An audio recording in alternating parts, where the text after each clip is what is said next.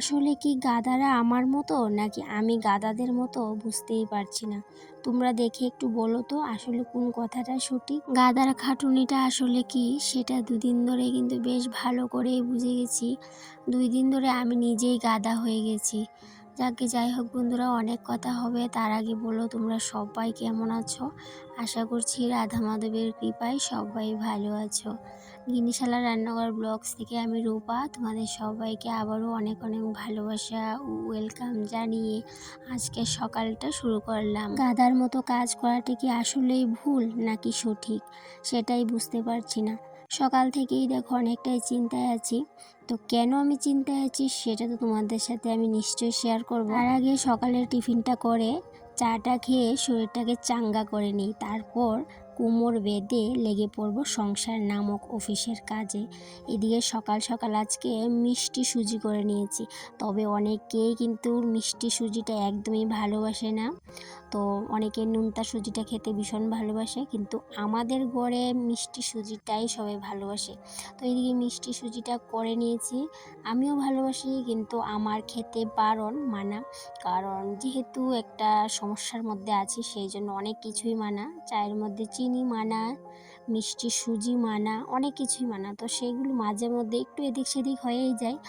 এদিকে সুজিটা করে সবাইকে দিয়ে দিলাম, সবাইকে বলতে হাজব্যান্ডকে, ছেলেকে দিয়ে দিয়েছি। তারপরে হাজব্যান্ডকেও একটা স্পেশাল করে 1 কাপ চা দিয়ে দিয়েছি, তবে চিনি দিয়ে। আর আমার জন্য এবার একটা কাপ চা করে নিচ্ছি চিনি ছাড়া। তো সেই জন্য আমার চাটা আর একটু বেশি স্পেশাল, যেহেতু ওটার মধ্যে চিনি নেই আর চিনি ছাড়া চা বুঝতেই পারছো। তো সেই জন্য একটু স্পেশাল করে চাটা খেতে হয় আমাকে সকালবেলা। তবে মাঝে মধ্যে চেষ্টা করি যে চাটা ছেড়ে দেওয়ার জন্য, কিন্তু সেটা একদমই করে উঠতে পারছি না। মানে এতটা খারাপ অবস্থার মধ্যে আছি যে ছাড়তে ইচ্ছে করে, কিন্তু ওই যে জিভটা আমাকে ছাড়তেই দিচ্ছে না। যেদিনকে অনেক খাটাখাটনি অনেক পরিশ্রম হয় সেদিনকে মনে হয় যে আসলে আজকে আমি গাদার খাটুনি খেটেছি। যে গাদার খাটুনি কখন বলি বলো তো, যেদিনকে মানে এত কাজ করি, মানে অনেকটা ক্লান্ত হয়ে যায়। তবে এই একটা দিন কিন্তু আমি গাদার খাটুনি খাটিনি, 2-3টে দিন ধরে এই যে গাদার খাটুনি খেটেই চলেছি। তো সেই জন্য এক পর্যায়ে মনে হয়েছে যে আসলেই আমি গাদা, না হলে কি এইভাবে একটা কাজ আমাকে প্রতিদিন করতে হচ্ছে। তো কেন আমি নিজেকে গাদা বললাম তো সেটা তো তোমরা বুঝতেই পারবে একটু পর। মাছ পেঁয়াজি হোক কিংবা ডিম পেঁয়াজি যখনই রান্না করি তখনই কিন্তু মশলাটা মানে বাটা মশলাটাই ব্যবহার করি। এই যে শুকনো লঙ্কা আর এদিকে পেঁয়াজ বাটা, তো শিলনোড়ার মধ্যেই করে নিয়েছি। আর যখন হাজব্যান্ড বাড়ি থাকে সেটা আমার আর কোনো রকমইভাবে সম্ভব হয় না, কারণ শিলনোড়া নিয়েই যেহেতু আমার কোমর ব্যথাটা শুরু হয়েছে ফার্স্ট টাইম। তারপরে কিন্তু শিলনোড়ার মধ্যে যদি একটু কিছু বাটাবাটি করলাম তাহলেই বেশ বকাঝকা শুরু হয়ে যায়। বাটা মশলার রান্নার টেস্ট আর প্যাকেট মশলার রান্নার টেস্ট সম্পূর্ণই আলাদা, সেটা আমরা সবাই জানি। তারপরেও খুব সহজভাবে খুব কম সময়ে রান্নাটা যাতে করে হয়ে যায়, তাই জন্য আমরা বেশিরভাগ গৃহিণীরাই কিন্তু প্যাকেটের মশলাটাই ব্যবহার করি। তবে আমি যখনই প্যাকেট মশলাটা ব্যবহার করি তখন চেষ্টা করি প্যাকেটের মশলাটাকেও একটু শিলনোড়ার মধ্যে পেস্ট করে নিতে, তাহলে মশলাটা ভালো মানে মিশে যায় যাই রান্না করি। আর মানে তরকারির টেস্টটাও যেমন একটু চেঞ্জ হয়। তো আর যখন হাজব্যান্ড বাড়ি থাকে তাহলে তো একদমই সম্ভব না, তাহলে আমাকে এই যে প্যাকেটের মশলাটা কিন্তু ডাইরেক্ট তরকারির মধ্যে দিতে হয়। তো যাই হোক, এদিকে আমার পেঁয়াজিটা মোটামুটি কমপ্লিট হয়ে গেছে, আর একটু ফুটে গেলেই বাস নামিয়ে নেব।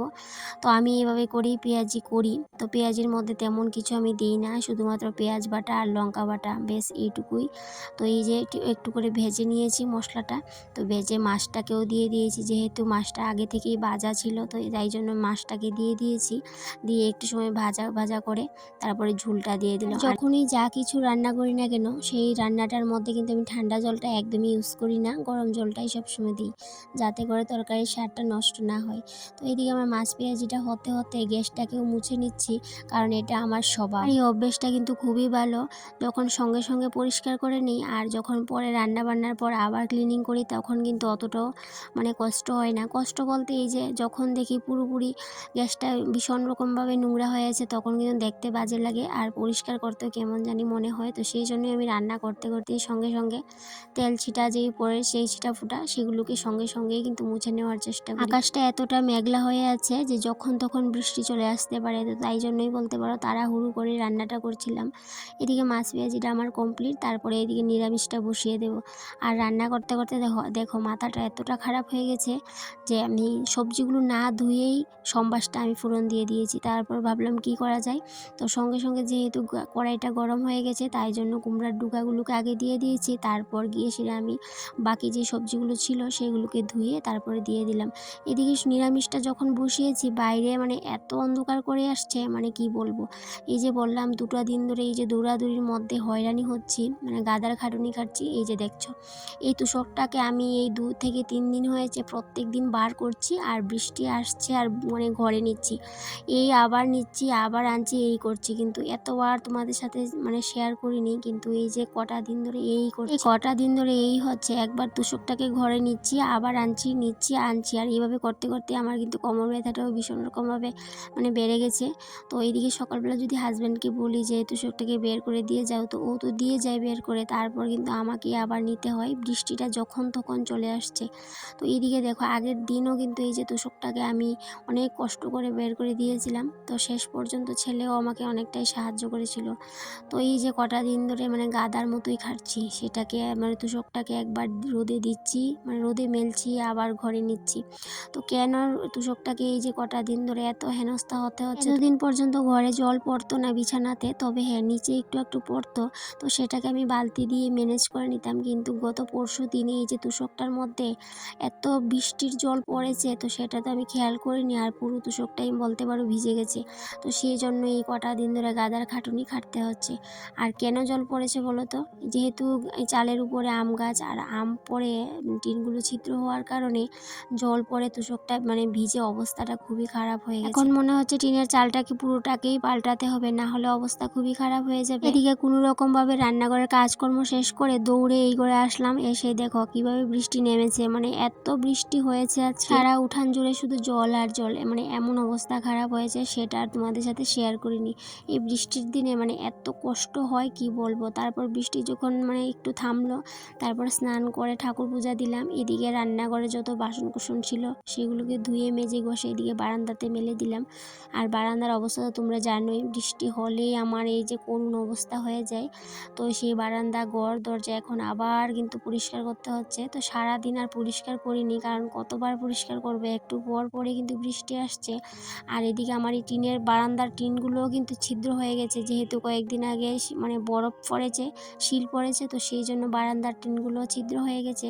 তো সেইগুলোও পাল্টানো হয়নি। কেন পাল্টাইনি বলো তো, যেহেতু ঘরটা ভাঙা পড়বে মনে মনে প্ল্যান আছে, তো সেই জন্য আর ভাবলাম এখন আর টাকা পয়সা খরচা করি না। কিন্তু যে একটা অবস্থা হয়ে আছে মনে হচ্ছে টাকা পয়সা খরচা করতেই হবে, না হলে আর একদমই উপায় নেই।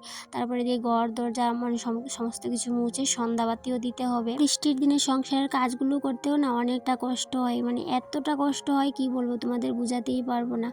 তো বৃষ্টি না থাকলে যখন শুকনা দিন থাকে তখন কিন্তু সংসারের কাজগুলো করতে একটুও কষ্ট হয় না। যদি আমি সারাদিনও কাজ করি তাহলেও কিন্তু আমার এতটা কষ্ট হয় না এই বৃষ্টির দিনে যতটা কষ্ট হয়, যেহেতু এই ঘর থেকে ওই ঘরে যেতে হয়, আর সেই জন্যই বলতে পারো অনেক কষ্ট হয়। তো যাকে কি করব, যতদিন বৃষ্টি থাকবে ততদিন তো আমাকে কষ্ট করতেই হবে। ঘর বারান্দা মোছা কমপ্লিট হয়ে গেলে বাসন কুসন নিয়ে আবার রান্না করে গুছিয়ে রাখতে হবে। তো আজকের বিকেলের কাজগুলো আমি এখানেই শেষ করে নিলাম বন্ধুরা, আর সেই সাথে আমার ব্লগটাও আজকে এখানেই শেষ করে নিলাম। তাহলে বন্ধুরা আজকে আসি, আবারও দেখা হবে তোমাদের সাথে পরবর্তী কোনো একটা ব্লগে। ততক্ষণে তোমরা ভালো থেকো, সুস্থ থেকো, আর এভাবেই আমার পাশে থেকো। তাহলে বন্ধুরা আজকে আসি, টাটা।